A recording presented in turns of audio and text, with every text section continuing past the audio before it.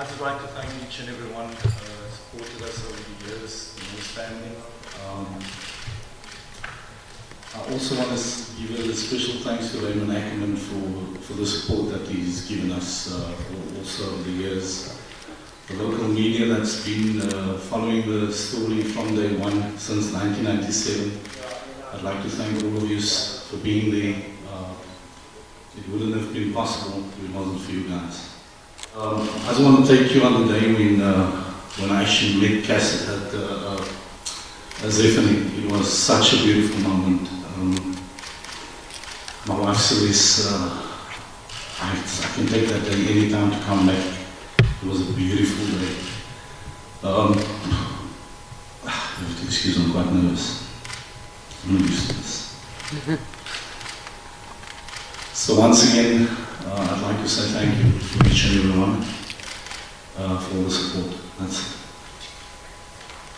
Okay, thank you. We are going to open the floor now for questions. How is your other kids, how are they handling the situation? Look, according to all my other kids, they're actually over the moon. We thought that it's going to be difficult for them to go through for what me and Celeste are feeling, but it actually proved me wrong because the hope was alive.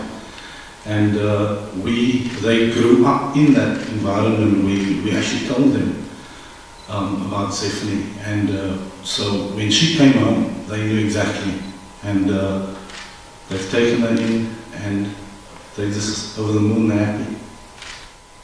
What was your first meeting or the reaction from Zephany? You have subsequently also met with her, I believe. What was her reaction? Yeah, look, Zephany's reaction was she didn't know what was going on at the time when the investigation started. She was blown away basically.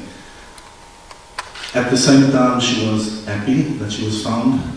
She also thanked the people out there for praying and just for homecoming. And she was ecstatic. She was just over the moon. It's been rumored that you guys are divorced, separated. I just need to find out, with the being agreement for obviously for Zephany to come and visit you guys. Are you going to reconcile? Who is she going to stay with if she decides? At this stage, we're going through a difficult time. This relationship took heavy strain over the years. A child that was abducted, it's not easy for a young couple to make through. Statistics speaks for itself. At this moment, like I explained, we're very raw. The emotions are still running very high. So I would like to ask if I'm not going to answer that at this stage.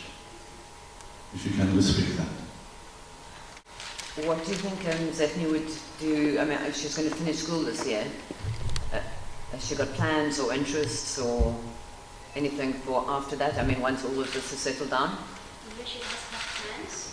She has been accepted as well at 3 universities. So she has a life plan in front of her.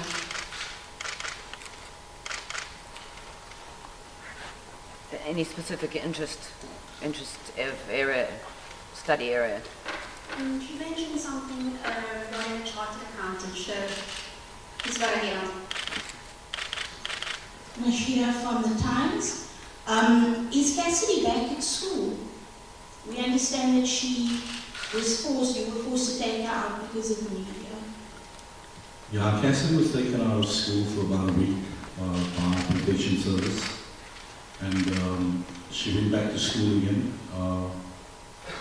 I think that was the beginning of this week, obviously under protection services as well. So she's back at school now.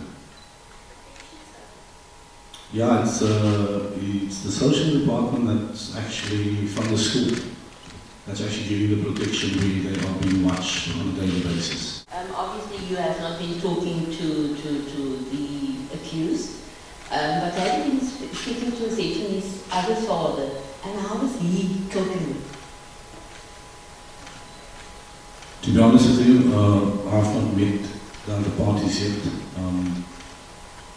I couldn't get myself to go to them yet.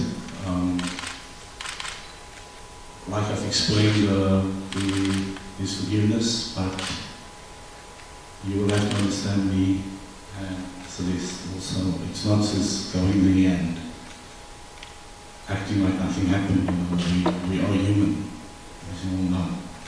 So, no, we haven't spoken to him yet. I don't know what his reactions is, I don't know what his emotions, his feelings is like. I've got no idea. So, I wouldn't know that. Okay, there's an opportunity for last three questions. Mariska? Hi, Mariska from the SABC. There's a lot of euphoria now, she's been found. But if you could maybe just give us an idea of what the last 17 years life was for you. Did you have hope always? Because in so many instances when a child goes missing, the worst case scenario is true. So what was it like for you coping? Was it frustrating? Were you angry? If you could maybe just take us in brief through the last 17 years, what went through your minds and what it felt like to have a missing child? Well, for me as a parent, especially as a mom, as most of you are moms here, it's a very difficult scenario to go through in your life. You never give up hope. You always wonder, is my child still alive? Is she being taken care of? If she falls, if there's someone that can pick her up, is she cared for? Does she have food? Does she have a place to stay in? So it's quite a difficult situation every day. It's part of your life every day. You never give up. And especially in cases where missing kids are, when they go missing, sometimes they never get found. So for me, this is all a miracle from God. That's how God works in a mysterious way. So like I said, like if you forgive, God works in different ways. He blesses you with children, and children are given from God.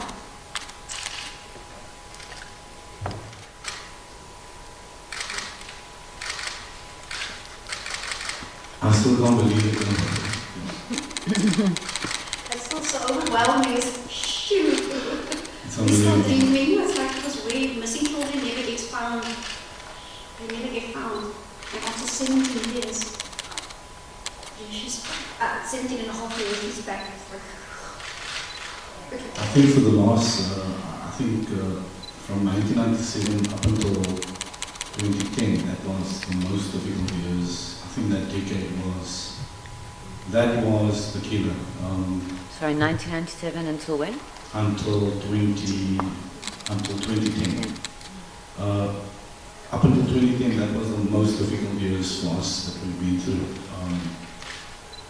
We had a lot of, there was a lot of foul things that happened that we read about. And everything, all the negatives actually killed us, all the time. There was human trafficking that we heard of. There was kids being cut up, slaughtered. Those things actually ripped us apart.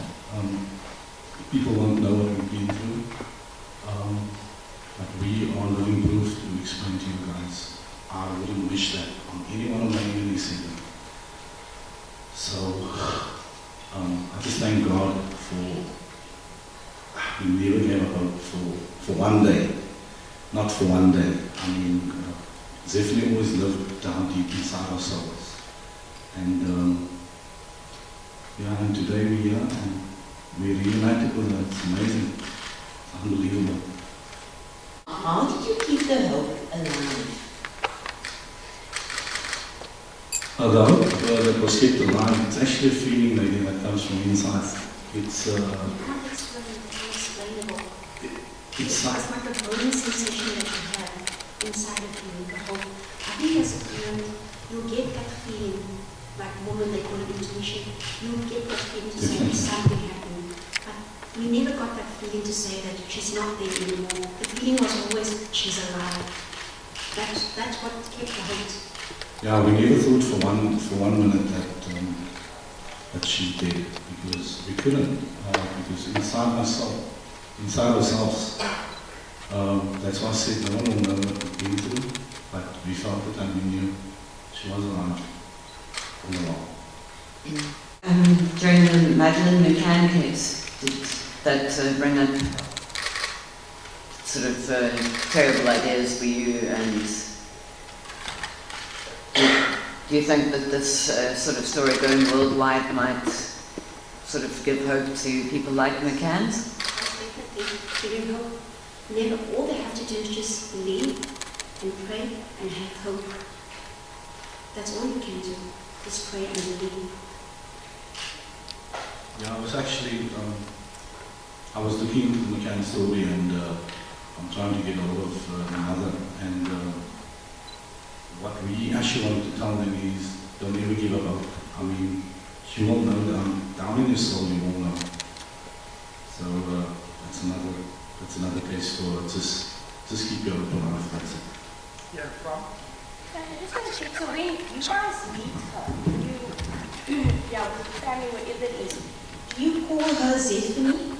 Does she, I mean, how does she feel about, she has another name. Is she accept that name? Is she embrace that name? Yeah, look, for a teenage adult, or adult teenage, maybe you want to call it, for a girl to grow up for 18 years with, obviously, the birth name, you coming along and changing it. You know, it's part of the process. It's, like I said, it's acceptance. We have to work our way. We have to feel.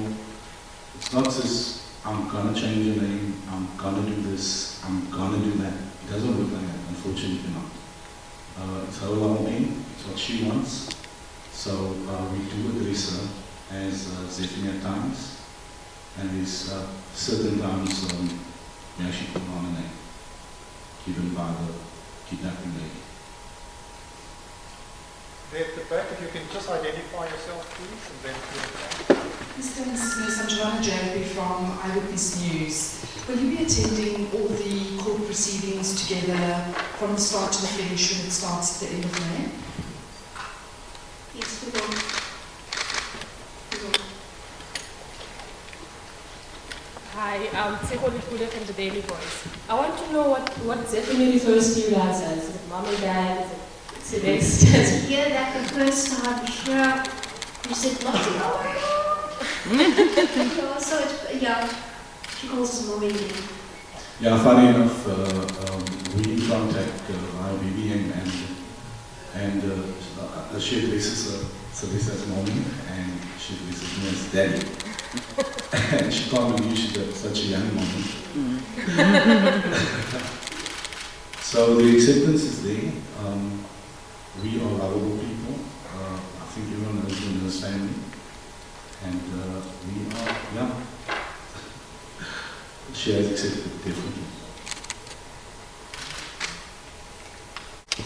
Okay, thanks very much, colleagues.